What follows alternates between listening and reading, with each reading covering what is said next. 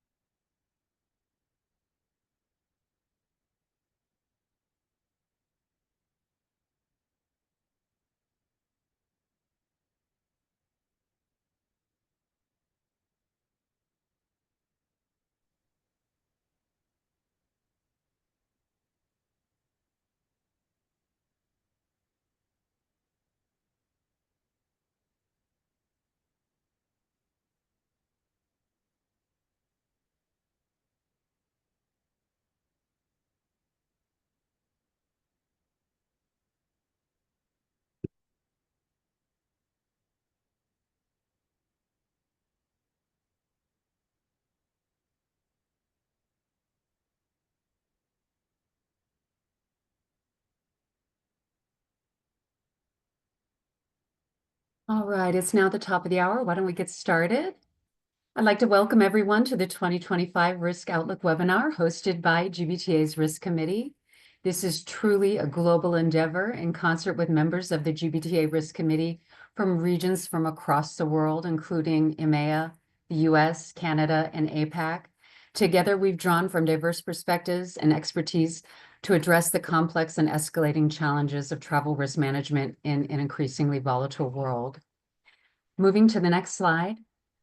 Our outlook identifies the following 6 global risks that we expect to shape travel and security in 2025. For each risk, the panel will explore its potential impacts, share insights, and suggest strategies and best practices that travel and security managers can employ to enhance travel safety and organizational resilience. As we go through today's presentation, we encourage you to actively participate. Please use the Q&A function to submit your questions at any time, and we'll address as many as we can during the Q&A session at the end. You'll also see a couple polls pop up during this session. We encourage you to participate because, of course, we want to hear from you, our GBTA members, about how you'll respond to risk and how you're preparing for the year ahead. All right, to kick things off, I'd like to introduce you to our incredible group of panelists. If you can move on to the next slide, so we can meet all of the panelists here, each of whom brings unique expertise and valuable perspectives to today's webinar. First, we have John Moody, the Vice Chair of GBTA's U.S. Risk Committee. He has been with the FAA since 2014, where he manages the International Security Branch, focusing on travel risk management for the FAA's international workforce. Prior to the FAA, John spent 12 years as a special agent with the Department of State's Diplomatic Security Service, with domestic and overseas assignments in locations such as Liberia, Pakistan, and Costa Rica. Next, Pettigay Pottinger. Petta is a member of GBTA's Canada Risk Committee and is a Senior Immigration Program Manager with Fragaman. She has over a decade of experience in global business travel and mobility, specializing in immigration and relocation program management. Her volunteer work with GBTA isn't limited to the Risk Committee, as she's also involved with WINIT, and she is an advocate for diversity, equity, and inclusion through her work with the Mobility Collective and Fragaman's DE&I Canada Committee. Next, Nan Park is a member of GBTA's U.S. Risk Committee and a board member of GBTA's DC chapter. Nan is the principal at USI Law and a leading U.S. law firm specializing in global mobility, immigration, and travel services. With over 15 years of experience in travel and global mobility, he provides strategic solutions for multinational companies while advancing travel risk management practices. And I will be your moderator for today's webinar. I'm Christine Conley, Chair of GBTA's U.S. Risk Committee, a Senior Global Crisis Program Manager with BCD Travel, and a Travel Risk Management Consultant with Advito, where we specialize in travel risk management policy and program development, guided RFPs for third-party assistance providers, and program assessments that are aligned with ISO 31030 standards. All right, with our introductions complete, let's advance to the next slide and shift our focus to the first key risk that's highlighted in today's outlook. All right, geopolitical risk. John, what major developments in 2025 are creating challenges that travel and security managers should be aware of? Thanks, Christine, and way to hit the ground running with by going straight to the juggler. I was hoping for a little bit of a lob. There's not going to be a shortage of challenges created by geopolitical risks in 2025. And to start with kind of a baseline definition that I use and operate off of, geopolitical risk is a risk associated with wars, terror acts, and tensions between states that affect the normal, peaceful course of international relations. But I'm going to start with and focus on conflicts for just the moment. Conflict levels have doubled in the past 5 years, and this is in large partly to conflicts starting during this time, Myanmar, the Hamas attack on Israel, as well as a Russian invasion of Ukraine. According to reporting, there's over 50 current conflicts, active conflicts in the world right now, and that's the most that there's been since World War II. I'm going to start with Ukraine, and it's going into its fourth year. Trump, the incoming president here in the United States, has said that he could end that conflict in 24 hours. Don't know any full details about that and how he plans to achieve that. But with that, if he's not able to end it in 24 hours, we may see a reduction in US backing and funding, which could have a tremendous effect on that conflict. If the US kind of backs out and downsizes its support, was that going to give Putin the chutzpah to turn his attention elsewhere in the region? One assessment that I read said that the likelihood of Putin invading or kind of engaging another regional partner or regional country is likely, but of course that impact could be very high if they do that. With Key or excuse me, Macron in his New Year's foreign policy speech mentioned to all of the French foreign or French ambassadors that Kyiv needed to really start having realistic discussions on their territorial issues. So is that kind of a sign that support is waning even in the European realm? Uh, in addition to all that that's going on, Kyiv's going to have a huge uphill struggle resisting Russian advances into the Ukrainian territories, as well as convincing its allies to stay the course. So that's just one of the conflicts we're looking at as a potential devolution or an evolving of the situation. When we look at the Middle East, it's all kinds of, and this is a very technical term, topsy-turvy. Hamas, of course, attacked Israel in October of 2023, and since that time, we've seen engagement in the region from most of Iran's proxies. Lasting peace in the region will be difficult to maintain, but we have seen progress. The Lebanon-Israel ceasefire that recently took place and hot off the presses this morning was that Hamas has seemingly accepted a draft agreement for a ceasefire and hostage release. Qatar, who is the primary negotiator for this agreement, has stated that they are at the closest point to having a deal. You look back at some of the past negotiations that have happened, they've proceeded only to kind of come to a grind, to a halt at the end or towards the end. So if this agreement is accepted by Hamas, and then it would go to the Netanyahu's cabinet for final approval. So we'll have to wait and see what the actual agreement looks like and what, of course, the Israeli cabinet will do with that. Those are just kind of two major conflicts that are going to cause some issues in 2025. But ACLED, which is the Armed Conflict Location and Event Data Project, their 2025 conflict watch list lists about 10 others, or 10 total, that are going to evolve in one way or another. And we already mentioned Israel, Gaza, and the West Bank, kind of Iran, but you also have Myanmar. You have the situation ongoing in Mexico, the Sahel and coastal West Africa, Sudan, the Ukraine, Colombia, Pakistan, and Africa's Great Lakes region. Even though there are these 10 to watch in 2025, ACLED posits that there's 92 nations that are involved in those 50 plus ongoing conflicts around the world. So This means conflict is not nice and neat and confined to countries' borders. That's almost double the amount of countries involved in a conflict. We saw with the conflicts and going outside of the borders, we saw the downing of the Azerbaijani airlines that Russia apologized for, but stopped short of taking responsibility. And in the Red Sea, the Houthis are wreaking havoc on shipping lanes that will continue to affect the supply chain as well as the oil markets. Moving away from conflicts, I'd be remiss if I didn't mention the ongoing tensions with China. And those tensions are not just with the US, but several of its neighbors in the regions.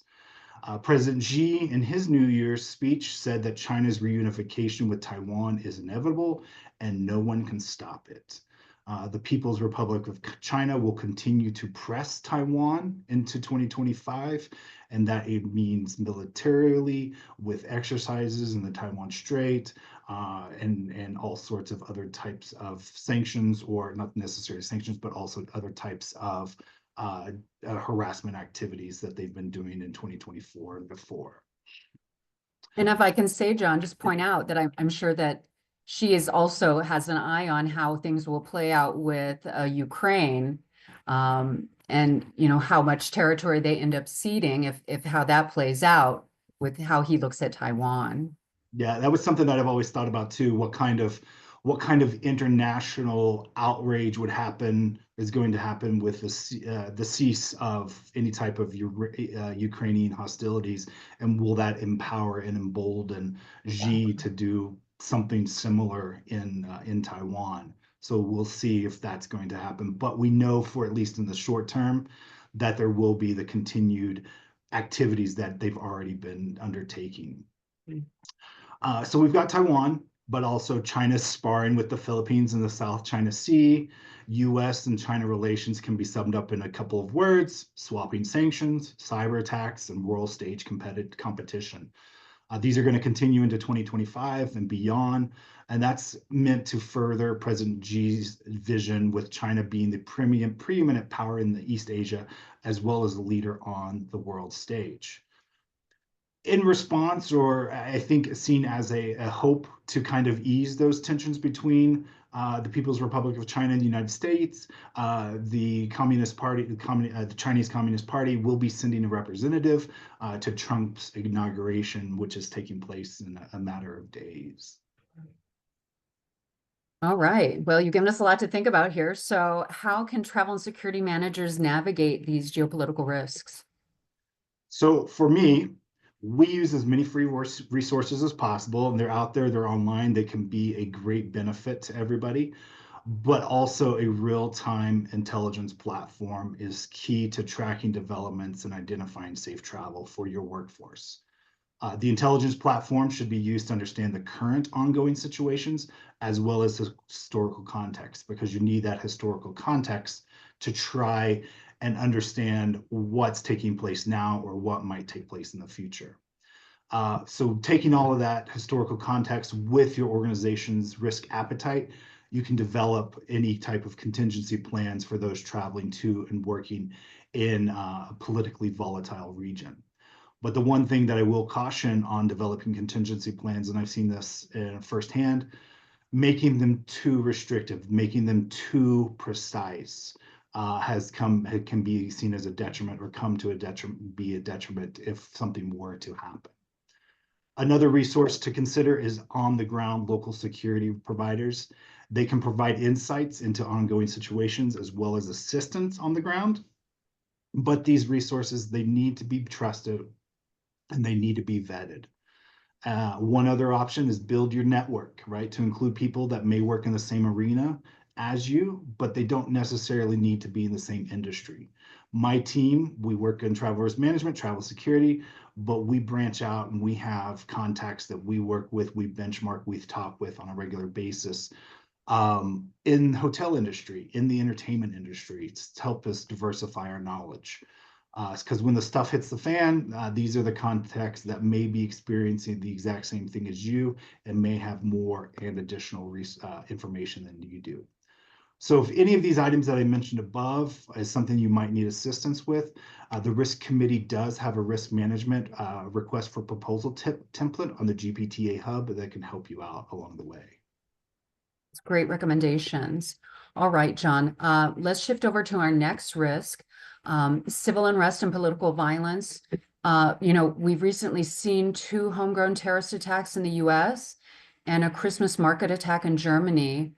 And while terrorism, of course, is a perennial concern, these incidents remind us that terrorism is a threat that can strike anywhere one works, anywhere one lives or travels to.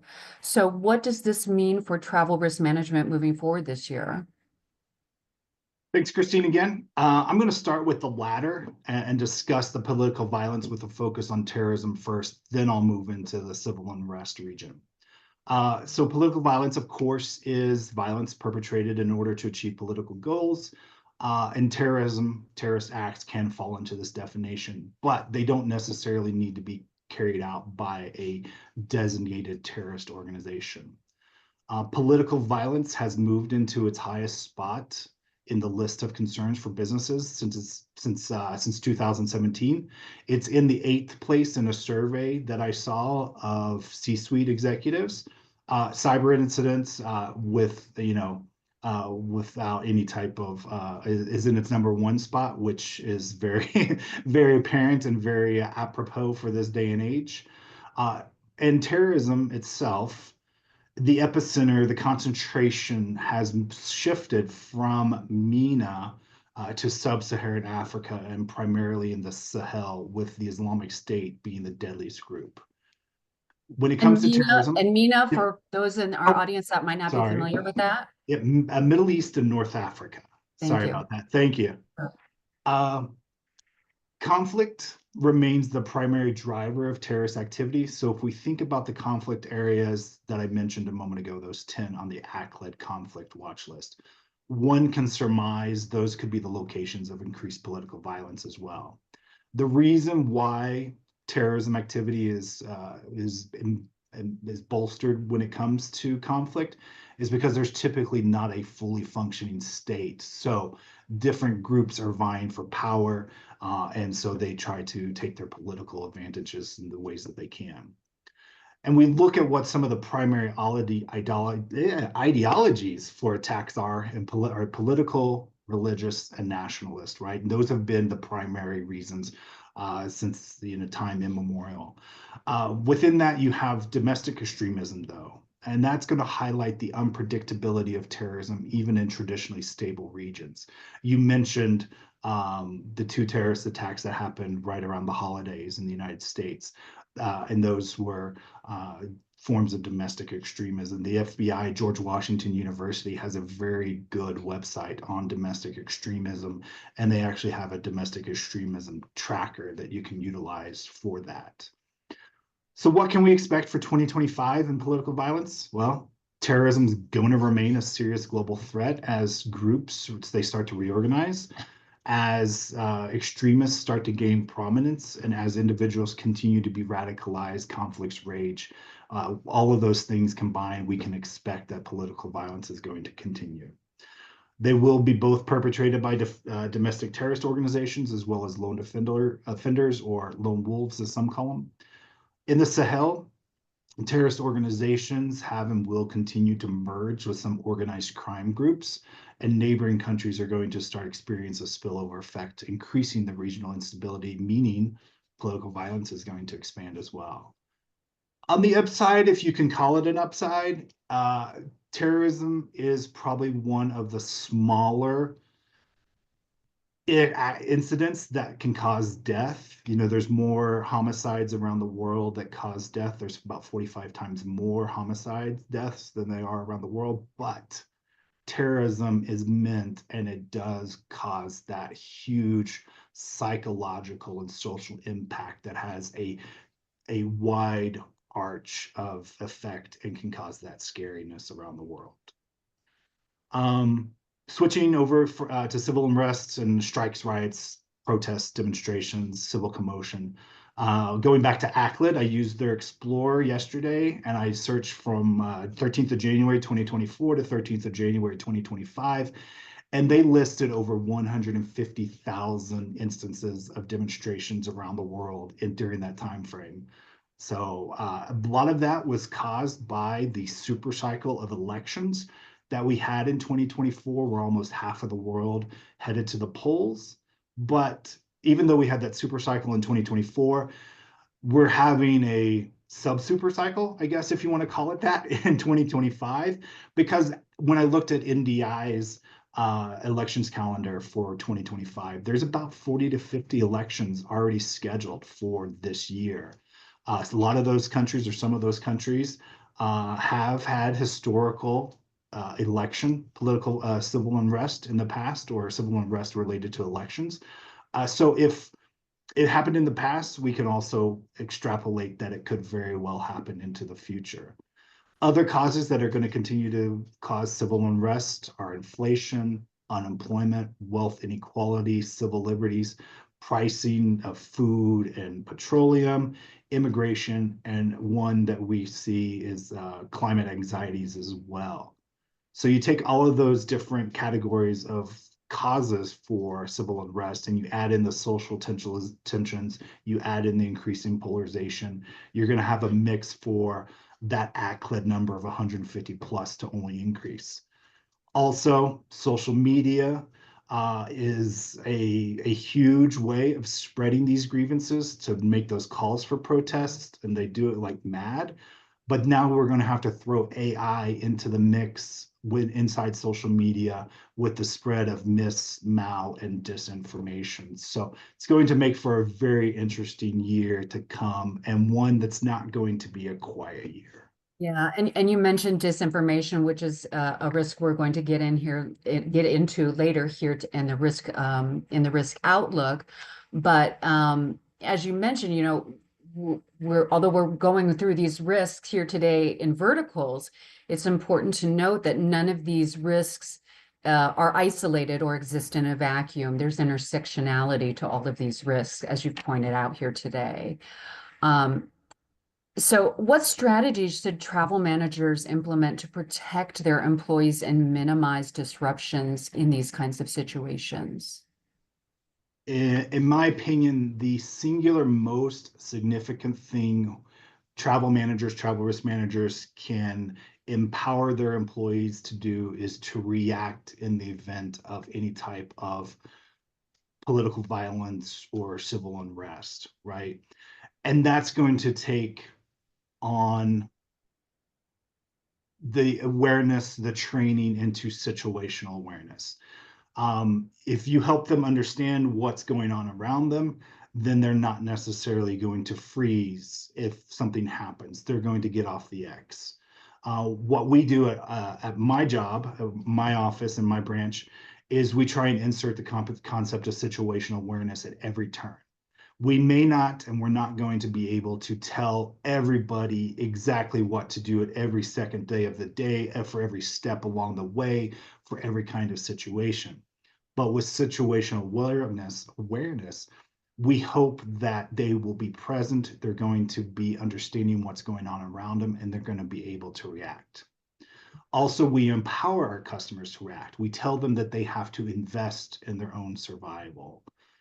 So that's kind of what needs to be done beforehand. While we have people overseas, we're monitoring events, we're monitoring the trends. I have a team of 3 and they have assigned regions. So they're constantly engrossed in that, looking for information that may need to be included in briefings, that may need to be pushed out to our employees, while they're overseas. But we also have an online system that all of our workforce at the FAA can utilize, and that's going to focus on safety and security. And it's not just for our travelers. It's not like, oh, you're a traveler, you're the only one who can see this. It's for our entire workforce, because people travel on their own as well. We're not a follow the sun model either. We're government employees, right? We work government hours, which is 8 hours a day, 5 days a week, except for holidays. So we have a contract vendor that monitors where our travelers are and their locations, what's going on around there, and they push out notifications to them 24/7 for situational awareness, which is key because if something happens and they're not aware of it, how can they react? How can they respond if unless they're like caught up in the middle of it? And we don't want people to meander into a situation if we can tell them about it before they start their meandering. Another item to consider again is a third-party assistance or insurance provider that can offer immediate support on the ground and facilitate evacuation options. I mentioned that previously about with the TRM RFP template that is available. Also, if all of this looks good and you haven't started or you have started and you're kind of looking where to go next, uh, myself and my team, we constantly review ISO 31030, which Christine mentioned. It gives guidance to organizations on how to manage the risks to the organization and its travelers as a result of undertaking travel. And the GBTA Risk Committee published a risk management tool just last year around convention time, and that can be located on the GBTA hub as well to help guide you through those different sections of ISO 31030. Yeah, the TRM toolkit. It's a great resource. Yeah. All right, let's get started with our first poll. All right, if we want to put that up there, our polls can be risky. So the first one here, where does geopolitical risk, which is the risk associated with wars, terror acts, and tensions between states that can affect the normal peaceful course of international relations, fall in your organization's priority of concerns? Is it the upper range, middle range, or lower range? Just answer the first one. We're not going to pay attention to the next ones yet. Go ahead and weigh in now.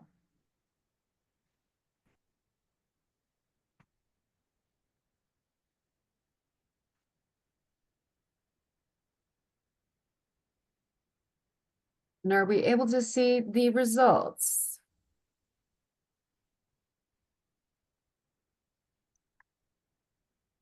All right. So it looks like the middle range. John, you have thoughts on that? It kind of seems to be across industries that is a middle range, right? It is one that can greatly affect. It's one that you can plan for. And with proper mitigation strategies, geopolitical risk and contingency plans, mitigation strategies and contingency plans, some, if not most of all, geopolitical risks can be handled quite easily. So having it middle range when there's other things that are kind of more the black swan issues or some things that are more technical in nature in the upper range is very consistent across the everything. All right. All right. Well, thank you so much, John. All right, let's move on into our next risk with PETA. PETA, let's talk about climate risk and extreme weather events. The fires and devastation that we're seeing in Los Angeles right now are a timely and stark example of the kind of disruptions we're seeing much more frequently. How do you foresee extreme weather events like this affecting travel in 2025? Thank you, Christine. In 2025, we have already seen, as you mentioned, a continuation of more frequent and extreme weather events attributed to climate change. Most recently, as mentioned, I'm sure we are all impacted in some way by the devastating wildfires in California, resulting in tremendous loss. Climate change can significantly alter business travel as it increases the severity and frequency of extreme weather events affecting both air and ground transportation. Rising sea levels, floods, severe storms, wildfires, and heat waves are some of the events that can create disruption to travel plans. For example, unprecedented heat waves have caused airports to halt flights as high temperatures can affect the performance of airplanes. Airports in regions prone to hurricane often face frequent shutdowns, as some may struggle with reduced visibility from stormy weather conditions, making it unsafe for takeoff and landings. There's also the possibility of damaged infrastructure, which can alter or impede travel. Areas prone to wildfires, like in California, or prone to flooding, like in Vietnam or Bangladesh, may experience damage to roads, railways, bridges, and/or highways. In these areas, ground transportation becomes very difficult as travelers may experience road closures and lengthy traffic delays. There's also the risk of infectious disease in areas with rapidly changing weather conditions. Warmer temperatures or increased rainfall can lengthen the season where disease-carrying insects are most active. This can contribute to more frequent transmission or outbreaks affecting business visitors. Overall, extreme weather events are quite unpredictable, and safety measures are required to mitigate associated travel risks. And if I can add, with climate change, we've also seen a rise in clear air turbulence, which is caused by the change in the jet stream and wind direction that results in that clear air turbulence that gives the aircraft very little warning to predict and avoid. And that's resulted in the increased incidence of injuries that we've seen on commercial aircraft we've seen on so many headlines. And even with rail, we've seen an uptick in rail travel, due to sustainability efforts. But even with extreme heat, that can cause issue with high-speed rail, resulting in speed restrictions to avoid derailment. So there's some other implications to consider. Peta, what proactive measures can travel managers take to address these risks? Christine, that's a great question. While there are several recommended solutions for travel managers, I'll review just a few.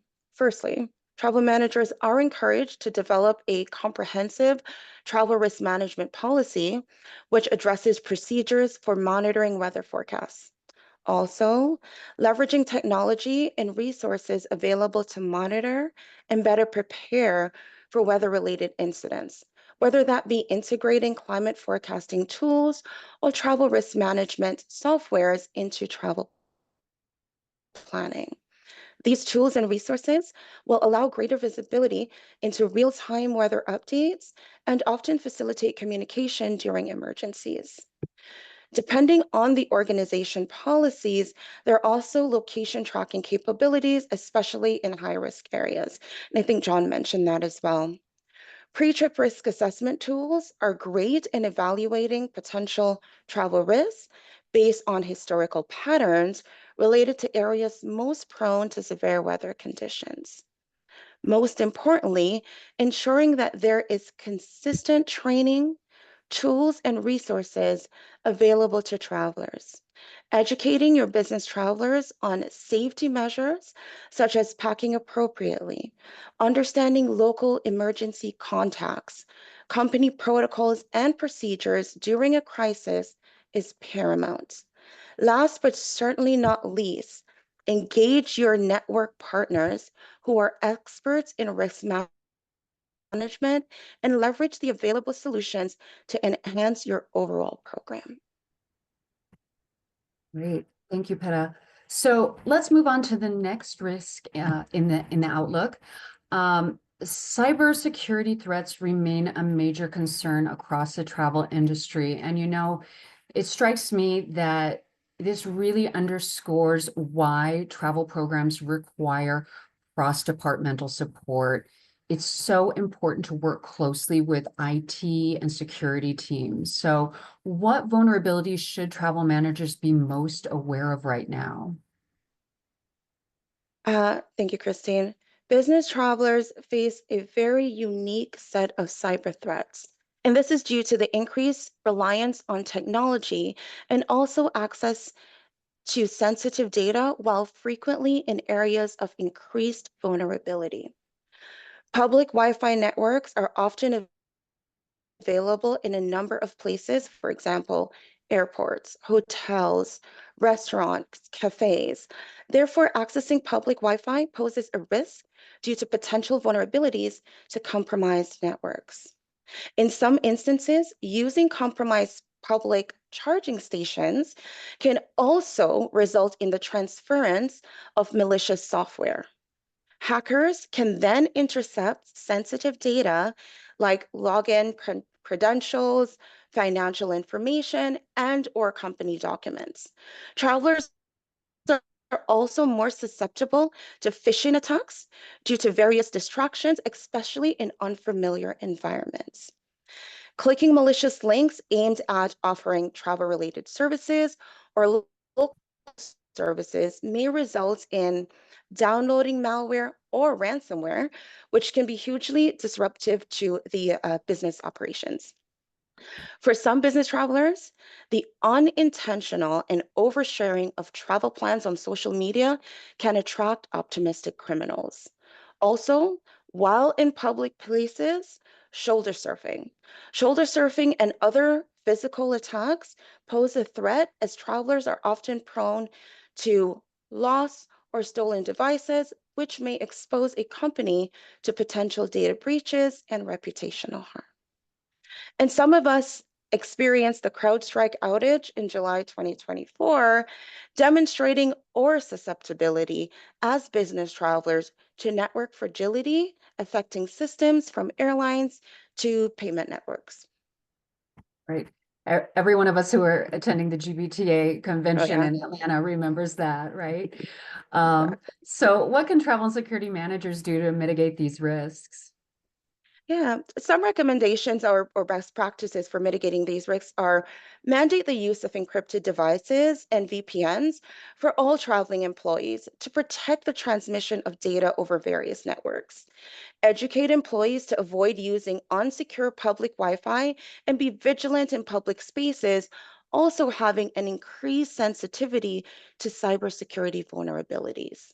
For example, using cell phone data versus Wi Fi is recommended whenever possible and especially when accessing sensitive information. Encourage travelers to use privacy screens to prevent attacks such as shoulder surfing. And I'm sure we can all attest to seeing a business traveler in an airport, in a public space, and what I've seen in airplanes open their laptop and start working away. And this is an unintentional exposure of sensitive data. Also, lastly, regular reviewing cybersecurity policies and simulating breach scenarios is highly recommended, also offering training and resources aimed at increasing awareness. Great, great recommendations. Peta, the development of AI is so incredibly exciting. We're seeing it save time, cut costs, and make life easier in so many ways. Yeah. But with how rapidly AI is advancing, there are aspects that we can't even fully imagine yet, particularly the risks and the potential disruptions it could bring. So how do you see AI, including the risks like disinformation that John mentioned earlier? How could that affect the world of travel? AI disinformation can affect travel in multiple ways. False or misleading information, for example, related to security threats and or fabricated health concerns can lead to altered travel plans and disruption of business operations due to unforeseen logistical challenges that may result in financial impacts to a business. AI can also be used to create hyper-realistic but entirely fabricated videos, articles, and or audio recordings of real people saying or doing things they never did, otherwise known as AI deepfakes. If this were to ever occur, the impact of AI generated deepfakes, for example, videos of fake attacks or political events could significantly disrupt markets and travel plans. False reports can also increase anxiety, impacting the traveler's overall experience. It is important to note that disinformation and or misinformation can divert resources away from genuine security threats and therefore leaving travelers vulnerable to actual risk.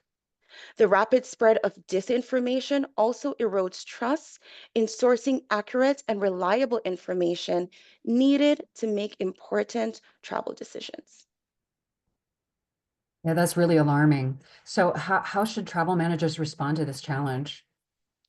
Travel managers are encouraged to do a few things. Partner with trusted intelligence providers in both private and public sectors. Collaborate with authorities to disseminate accurate and timely travel advisories, which is often critical in countering the spread of disinformation. And lastly, leverage technology.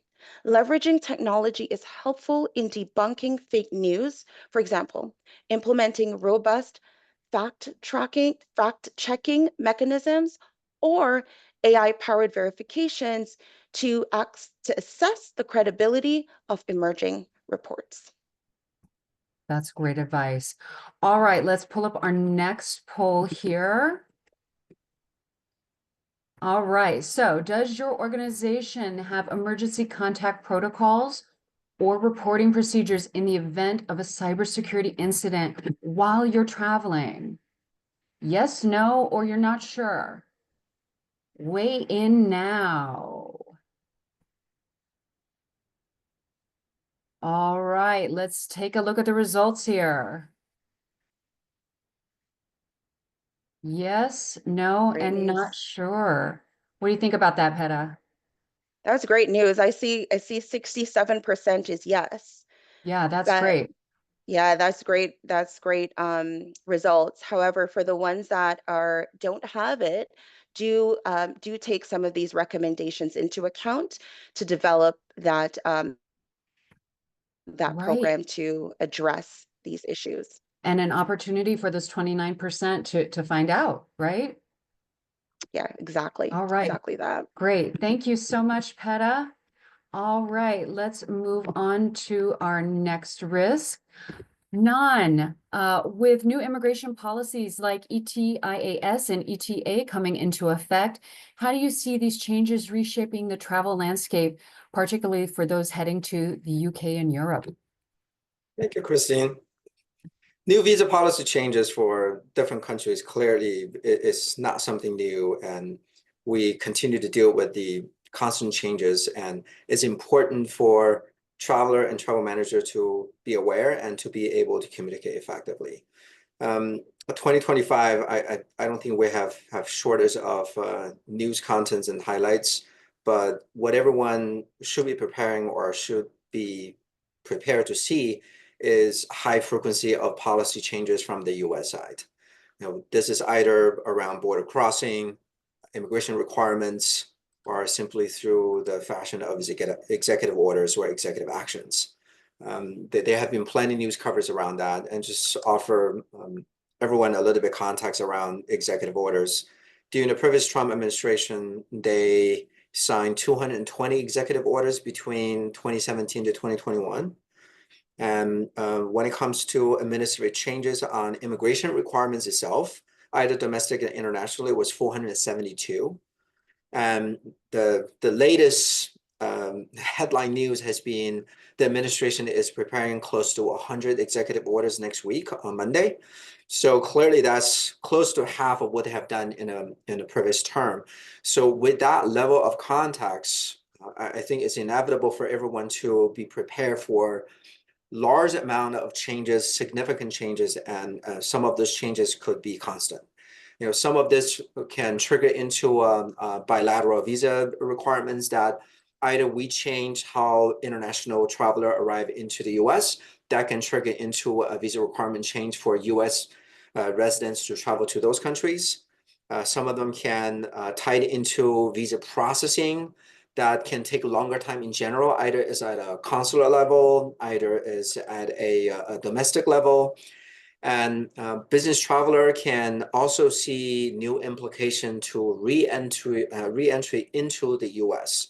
We have seen, depending on travel population, some of you probably have seen that happen during the pandemic, where is pretty straightforward, and to go out of the country, and then tremendous amount of difficulty to re-enter due to immigration status and travel restrictions and travel bans.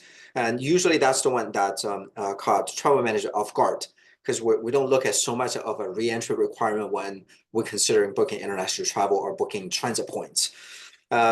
Foreign national abilities to work and remain and re-enter into the US might be impacted depending on the type of changes.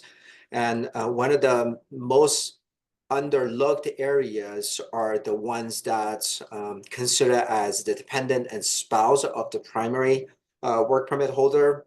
At least from a US perspective, if you have your spouse be sponsored under a work visa scheme and you're under the spousal visa, at least one of the executive action next week will impact that population. And that will change their eligibility to work, eligibility to travel to certain countries, and capability to return into the US. So there's a lot of curveball that might not be a single executive order specifically for that particular type of status and individual, but many of those border security related action can trickle into unintended consequences. It was important for travel managers to stay on top of. And on top of that, additional immigration enforcement. And this is probably to be 100% to be expected, related to all the border security conversation during the campaign trail that has been the recent highlights for travel managers to understand is that expecting a lot more stringent requirement scrutiny on at the border, and also through visa processing, and which is all can trigger into delay or a possible curveball around overstayed into a particular country. And also implications related to tax and many other issues that related to the enforcement mechanism. Wow, a lot to consider there. So how can travel managers help their employees navigate these changes? I would say for the operation that is scalable and sizable, that has multiple departments for different areas, it's very important for travel managers to work across different departments. Work with our risk department, security departments, HR mobility teams to be able to understand some of these implications.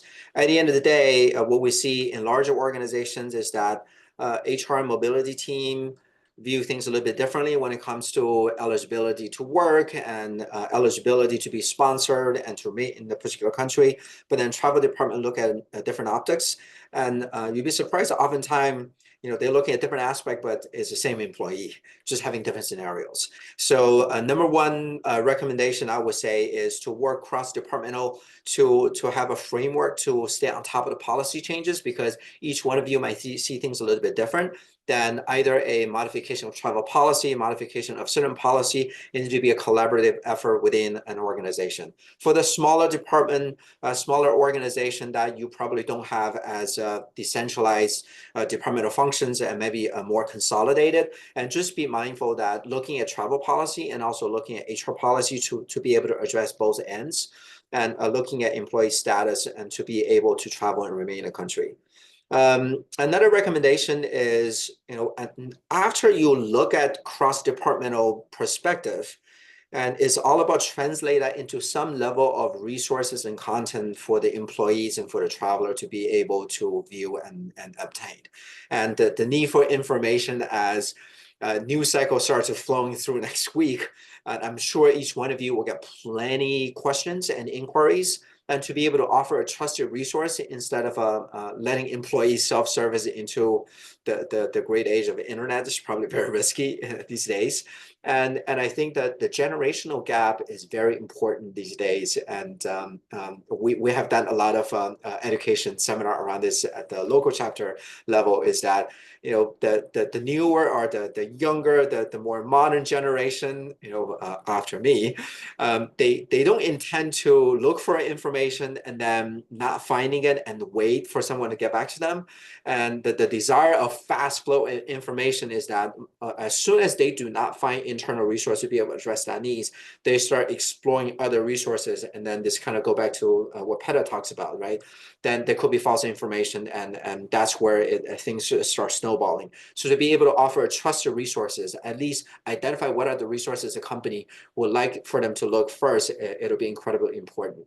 And Another one is kind of going through the flow. Have a cadence of educational events. Things constantly will be changing, and your company position might be changing depending on the policy changes.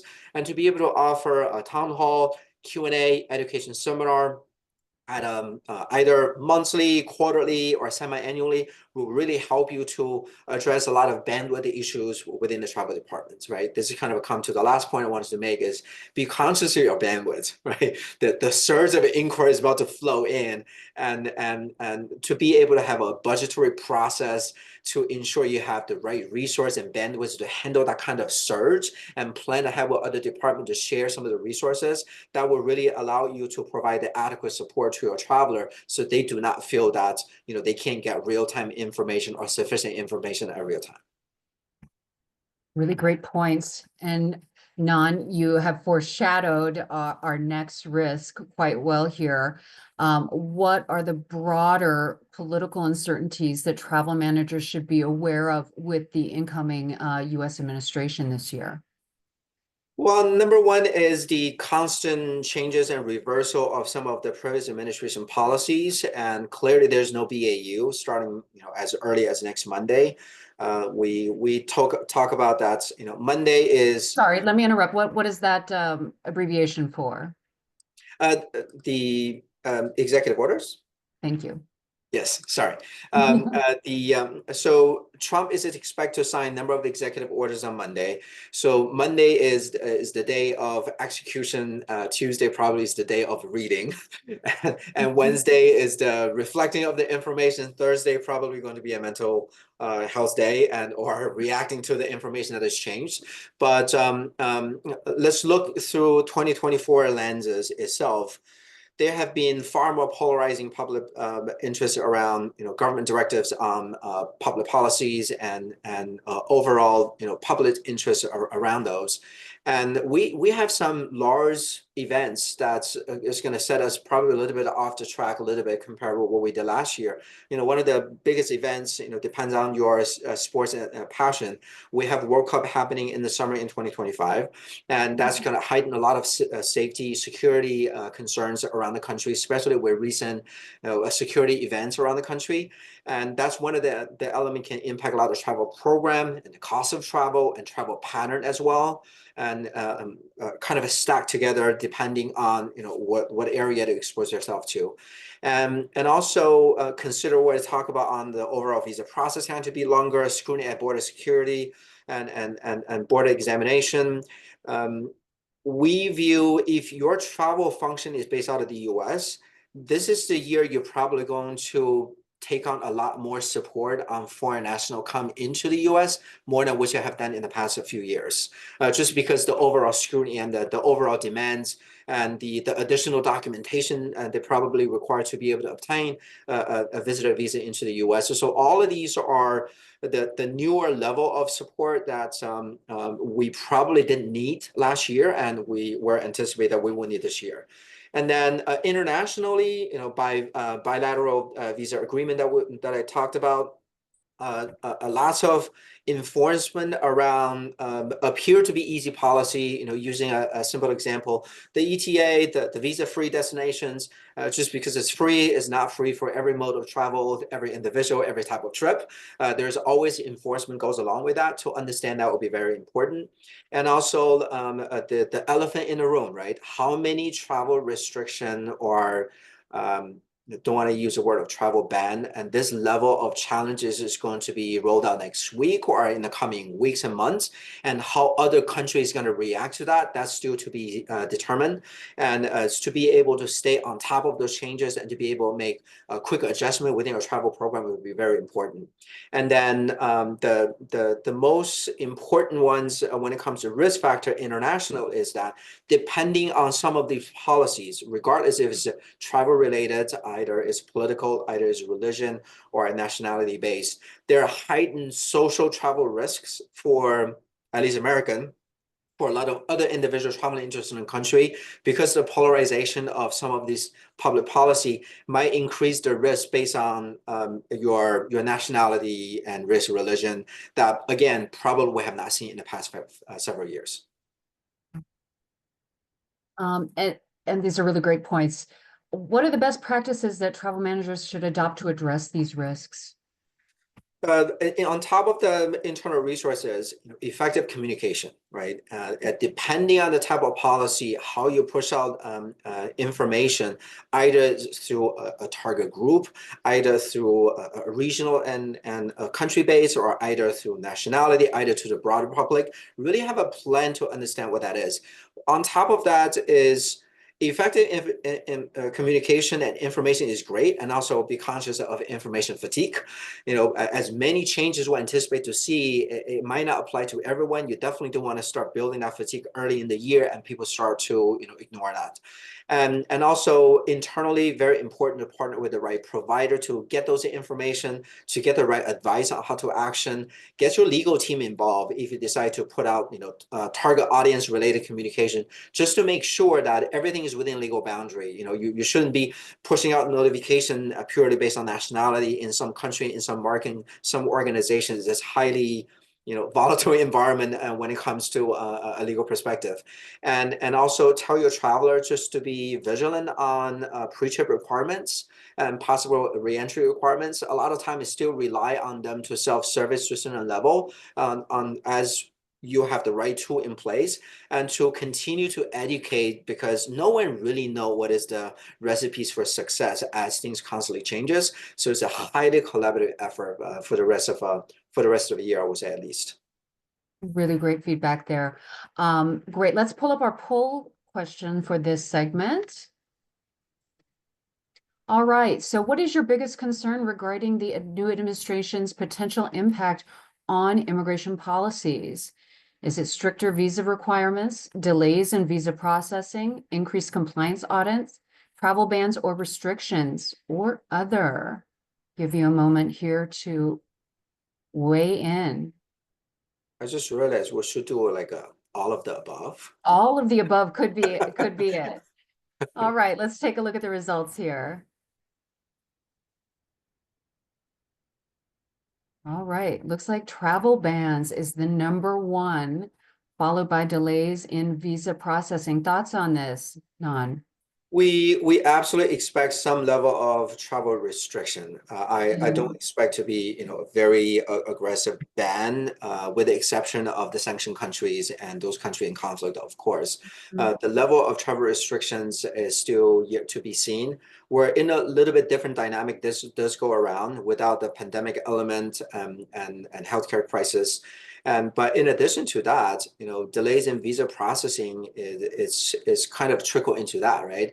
You have a restriction, and usually that related to visa processing. And this is a big element. GBTA has been very vocal advocating through the lawmakers last year around international visa processing to different consulate locations. One of the example that was highlighted by a different trade organization is that for those who from Latin America applying for a visitor visa coming into the US just to even go to the World Cup, they won't be able to obtain visa until next year. So which is unfortunate, and we're expecting that to change a little bit, but that's just for a particular event in the U.S. And for corporate program, we see far more implication around visa processing, and that has always been a historical problem. We unfortunately we don't expect that to change dramatically for the next several months due to congressional funding, to the State Department, and then trickle into a number of different interagency efforts. So this is definitely something that even without restriction, every travel manager should be mindful, and to start mapping it out on what level of delay that they can see, and work with a partner to obtain information around that. All right, great feedback. All right, looks like we have some time for questions. We have, let's see, take a look at the questions we have here. So one question we have is, how do you recommend balancing traveler privacy with the need for risk monitoring? John, would you like to take that? Sure, I can give a stab at it. I guess the first thing that's going to need to be looked at is, of course, the country, right? There's going to be different privacy laws, different privacy requirements, depending on the country you're traveling to, the country where your employee is working, the country where your employee is stationed, living, nationality, etc. That can all factor into that consideration. For us, we have it rather easy, and because we're required to do certain things as government employees by law. By law, we fall under the security responsibility of the Secretary of State, so there are certain requirements that we have to meet.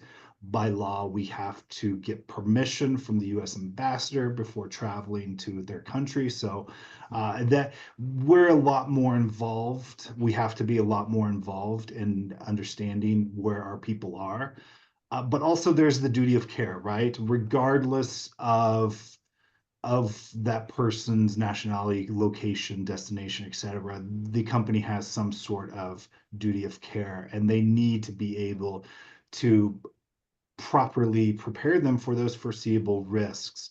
So at some point, the privacy gray line becomes even a little bit more blurred because you need to know where your traveler's going. You may not need to know everything about your traveler's persona to properly prepare them, but you need to know where they're going, what they're going to be doing, and be able to prepare them for that. So as far as some of the aspects of privacy, who they are, what makes them unique, is not going to be something you can outright ask them. That privacy issue is very firm. But as far as you footing the bill for the trip, you need to know where they are because you can prepare them for it properly, so that there are no issues while you're there. I hope that answered your question. Yeah, I think it did. And it is a delicate balance. It's also about letting them know that it's about the company looking out for them and trying to protect them in case something occurs. Also, so we didn't get to all the questions because we're rounding out with the hour, but if you do have further questions, please reach out to us on our GBTA Risk Committee LinkedIn page, and we'll try and answer all your questions there. But we want to take a moment to thank all of our panelists today and everyone who's joined us. I'd like to extend a special thank you to the GBTA Global Risk Committee members for their invaluable work on this outlook, and a reminder to all GBTA members that our committee is here as a resource to you. We're dedicated to educating and collaborating on the importance of integrating risk management into your travel and meeting programs. We truly appreciate you taking the time to be with us today and wish you all a happy, healthy, and safe 2025.